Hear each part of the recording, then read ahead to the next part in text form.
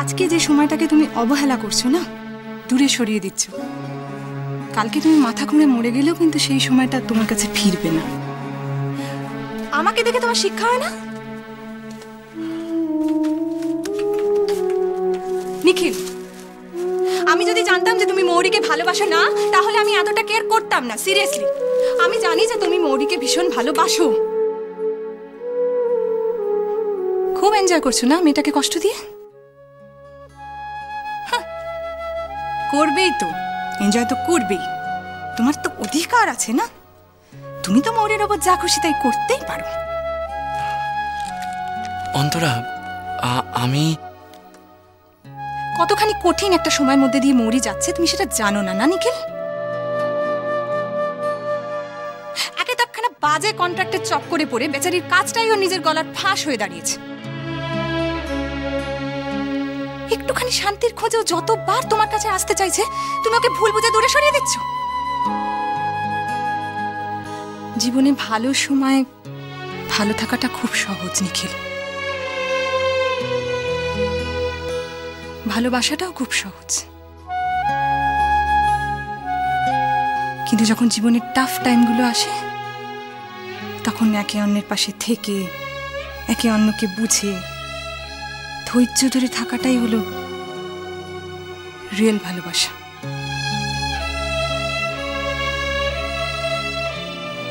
তুমি কি করে বুঝবে?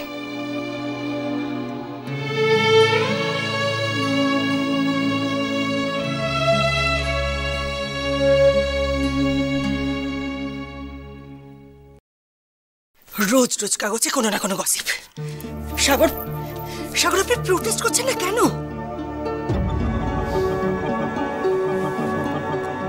আপনি এত উত্তেজিত হয়ে পড়ছেন? এই দেখুন, একবার ময়ূরাক্ষীর চেহারাটা দেখুন।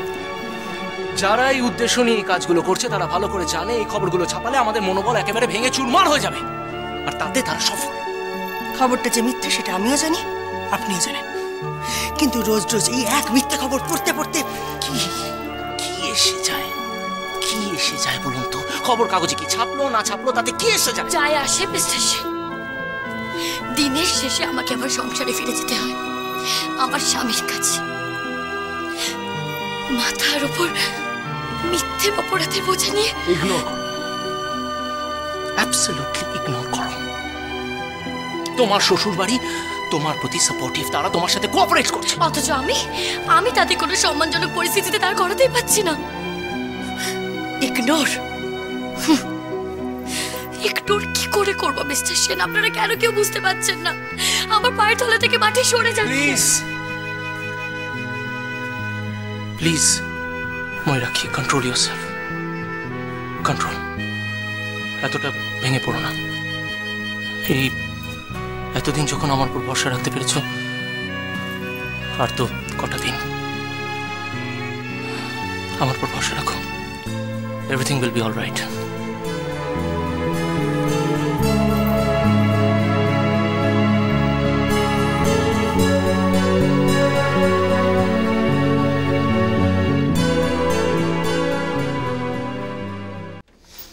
আজ আমি আপনার কোনো লেকচার শুনতে এখানে আসিনি। Just stay away from me. আপনার সাথে আমার কোনো সম্পর্ক নেই। আমিও তো তোমার সাথে কোনো রকম সম্পর্ক রাখার চেষ্টা করিনি রুদ্র। নলিনীকে লোভ দেখে আপনি ফাঁদে ফেলতে চেষ্টা করেননি? আপনার brand of class for the mass project, কলকাতায় ব্রাঞ্চ খুলে নলিনীকে দায়িত্ব দেওয়ার প্রমিস। কি ভেবেছিলেন? কি ভেবেছিলেন আপনি? নলিনীকে টোপ হিসেবে ব্যবহার করে আমাকে ধরবেন, তাই তো? নলিনী যে তোমার স্ত্রী সেটাই তো আমি জানতাম না। প্লিজ প্লিজ মিস্টার সেনগুপ্ত, আপনার মতো লোক কোন রকম হোমওয়ার্ক না করে নলিনীদের মতো একটা ছোট্ট ফার্মকে প্রজেক্টটা দিয়েছেন? আপনার বিজনেস পলিটিক্স আমি খুব ভালো মতো বুঝি। স্বাভাবিক না বোঝাটাই তো অস্বাভাবিক, কারণ তুমি আমার ছেলে। সেই সম্পর্কটা আমি স্বীকার করি না।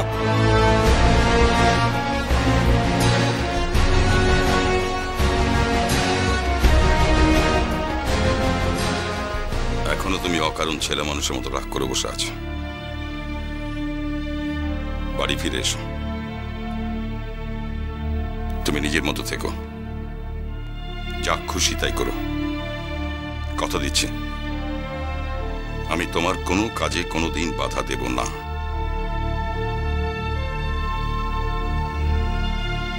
নলিনী বুদ্ধিমতী, সে দুদিনেই আমার কাজকর্ম ঠিক বুঝে নেবে। আপনি আমার স্ত্রীকে নিয়ে আমার সাথে বিজনেস ডিল করতে চাইছেন?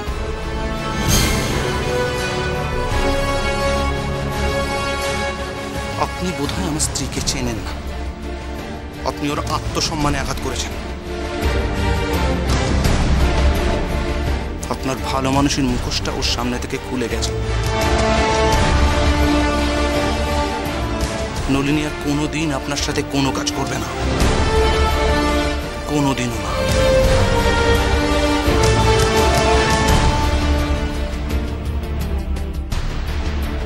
রুদ্র, তুমি না নলিনীকে খুব ভালোবাসো? তাহলে ওর ক্যারিয়ারটা নষ্ট করতে চাইছো কেন? ইনফ্যাক্ট আমার তো মনে হয় নলিনীর কাছে প্রেম ভালোবাসার মতো ওর ক্যারিয়ারটাও সমান ইম্পর্টেন্ট। কি ঠিক না?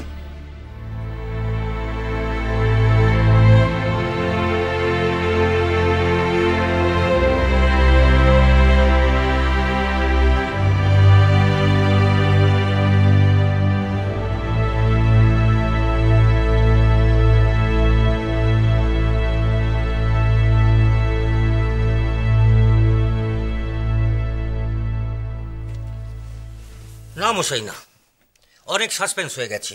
এবার আসল খবরটা ছেপে দিই। পাবলিকের কাছে একঘেয়ে হয়ে গেছে ময়ূরাক্ষী আর সাগরের খবরটা।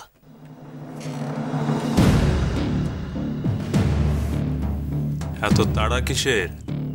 সাগর সেনের হাত অনেক লম্বা, আর আমাকেও তো উপরওয়ালার কাছে জবাবদিহি করতে হয়। অনেক সময় দিয়েছি আমরা ওনাকে।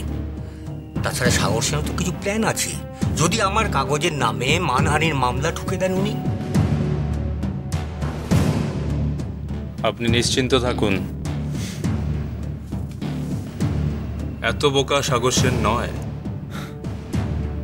কেঁচু ঘুরতে সাপ বেরিয়ে যাবে তো তাহলে?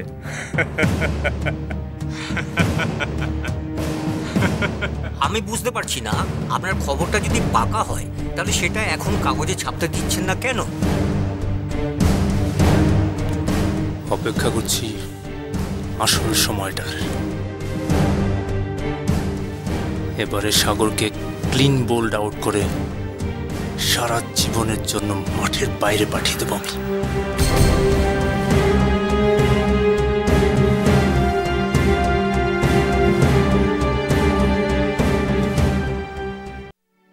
Mayurakshi, control yourself, control.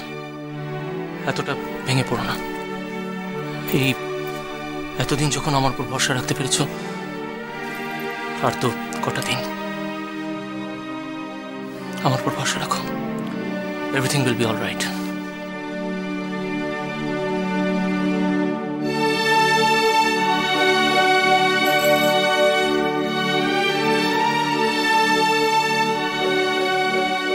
ঠিক হবে, কিচ্ছু ঠিক হবে না, আর কিচ্ছু ঠিক হবে না। ভয় পেও না, আমি ওনাদের সামনে প্রিটেন্ড করব যে আমরা খুব হ্যাপিলি ম্যারিড। স্টপ ইট মরি। এখন আমরা পলাশডাঙ্গায় তোমার মা বাবার সামনে নেই,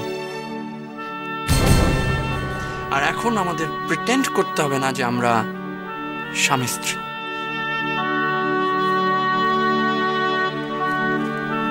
বৌমনি, তুমি কখন এলে? বাইরে শাড়িও তো এখনো ছাড়োনি।